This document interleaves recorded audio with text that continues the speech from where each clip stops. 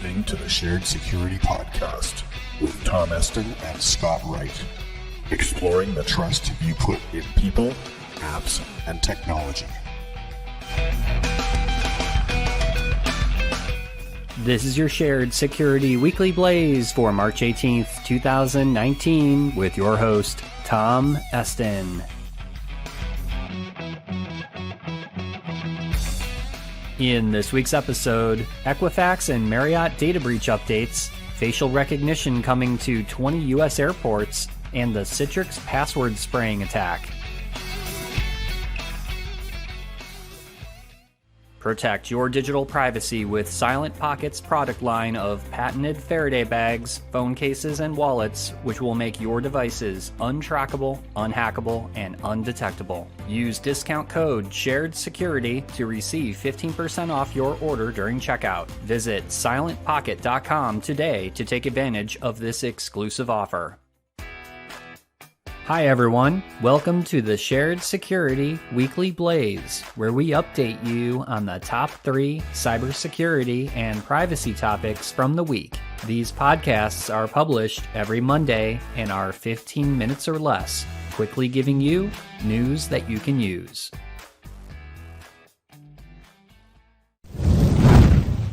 In data breach news, Equifax CEO Mark Begor and Marriott CEO Arne Sorensen appeared before a U.S. Senate subcommittee to testify regarding the data breaches that both companies have suffered. While no new information was made about the Equifax breach, just the committee grilling Equifax's CEO on the security controls and investments in security that they put in place, several more technical details about the Marriott breach were revealed. In September of last year, Accenture, who managed the Starwood guest reservation database, contacted Marriott's IT team about a strange query from a legitimate administrator account. Marriott discovered that these credentials were stolen and began an investigation. Investigators first found a remote access Trojan being used, as well as a tool to reveal usernames and passwords in memory called Mimikatz. Investigators finally found 2 encrypted files that were deleted and then recovered. These 2 files were removed from the Starwood network on November 13th of last year. Shortly after, investigators were able to decrypt these files to show what type of data was stolen. Even though 383 million guest records were accessed, the good news was that 9.1 million credit card numbers in the stolen data was encrypted, and there has been no evidence to indicate that the master encryption keys used to decrypt the card data was accessed.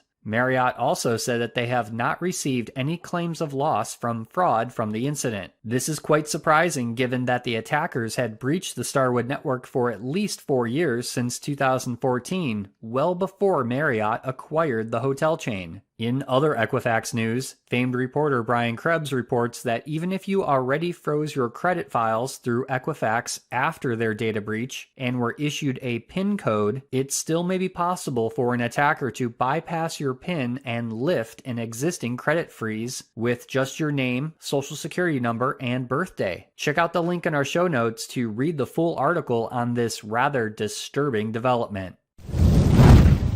U.S. Customs and Border Protection, or CBP, is beginning to implement facial recognition technology at 20 airports across the U.S. These new systems will be used to verify the identities of passengers entering and exiting the country. The plan is to have this system in place across all U.S. airports by 2020. The technology will measure what's called facial landmarks, which is the distance between the eyes or from the forehead to the chin, and match that data to passport photos stored in a database. You might be surprised to hear this, but similar commercial facial recognition systems are already in use at many airports today. For example, Delta has a curb-to-gate facial recognition system for international travelers at Atlanta International Airport, and other airlines like JetBlue, British Airways, and Lufthansa are already running similar pilot programs of their own. You may have also seen a third-party service called Clear at over 27 U.S. airports, which is a facial recognition and fingerprint biometric identification kiosk. Clear allows you to basically jump to the front of the security screening line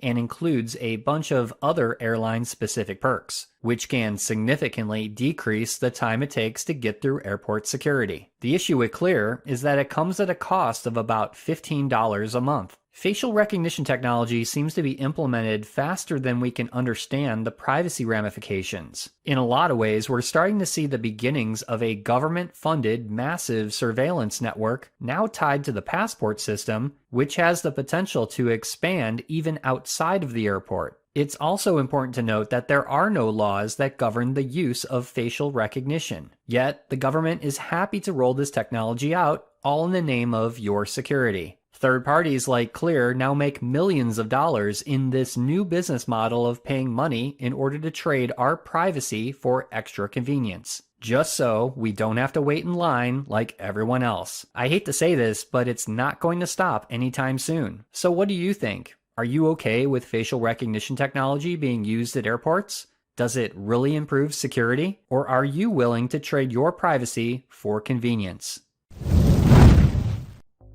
And now a word from our sponsor, Edgewise Networks. Organizations' internal networks are overly permissive and can't distinguish trusted from untrusted applications. Attackers abuse this condition to move laterally through networks, bypassing address-based controls to spread malware. Edgewise abstracts security policies away from traditional network controls that rely on IP addresses, ports, and protocols, and instead ties controls directly to applications and their data paths. Edgewise allows organizations to analyze the network attack surface and segment workloads based on the software and how it's communicating. Edgewise monitors applications and protects data paths using zero trust segmentation. Visit edgewise.net to get your free month of visibility.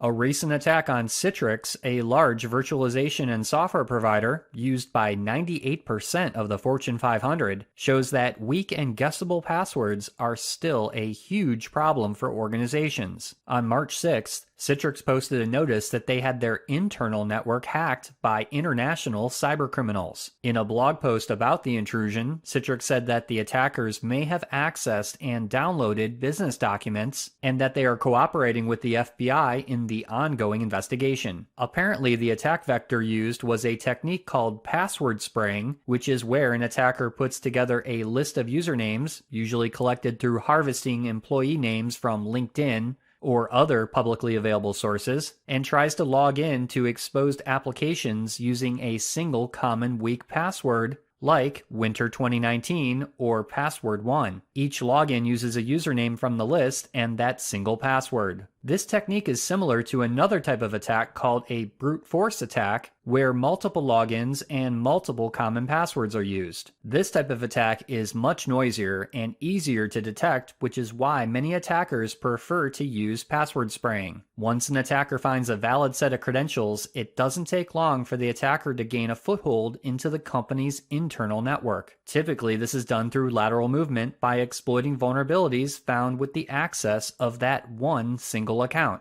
This attack, of course, takes advantage of poor password policies, as well as the lack of other controls like multi-factor authentication. Check out our show notes for our recent episode on multi-factor authentication to find out why just having a password alone is not enough to protect user accounts.